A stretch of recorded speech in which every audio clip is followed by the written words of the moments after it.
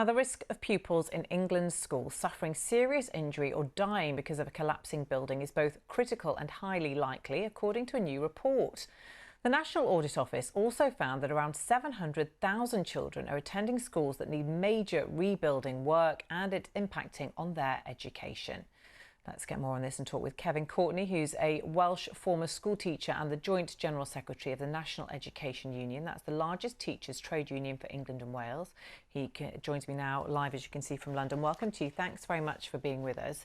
700,000 children impacted. How has the situation got so bad? Well, this is a report from the National Audit Office, so extremely respectable body, and it's suggesting that there are 700,000 children in schools that aren't well kept and where there is potential for danger. And that's occurred because the government hasn't been investing in our children's schools for far too long. The DfE estimates that it needs to spend £7 billion a year on these sorts of activities, these sort of maintenance activities. They're spending about 1/3 of that. So 1/3 of their own estimate. The specific problem that the National Audit Office is referring to is a problem with a form of concrete that was used extensively after the Second World War, RAAC, reinforced autoclaved aerated concrete, which was used. It was a cheap material at the end of the Second World War. It was a good thing to use to build schools quickly after the bombing of the Second World War, but everyone knew that its estimated lifespan was about 30 years, longer if it was kept in good condition, but about 30 years. And everyone knew that there was a problem. If water gets access to that concrete, it can start to fail.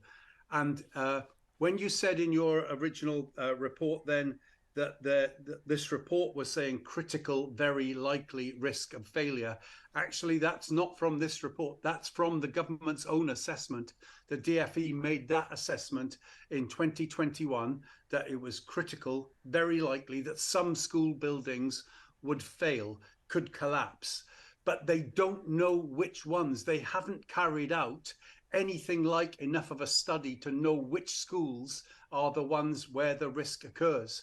So you have these situations where a parent going to pick their child up from school has some concrete fall off the building, hit them on the head. You have situations where head teachers have to close their schools because they're given an immediate warning that this risk is there in their school and they have to move the children elsewhere. We really need an investment in our children's education. And I have to say, this is just the tip of the iceberg. These life and limb questions, like this form of concrete and the question of asbestos, they're the tip of the iceberg.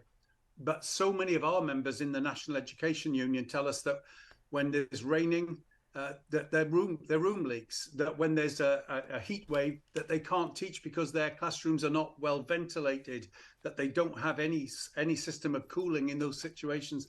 There really needs to be an investment in our children's education. I mean, Kevin, it's clearly a really dire situation, but this has been a problem that's been ongoing for decades. As you see, it's been known that so many buildings, I think it's 24,000, would reach their end of lifespan years ago.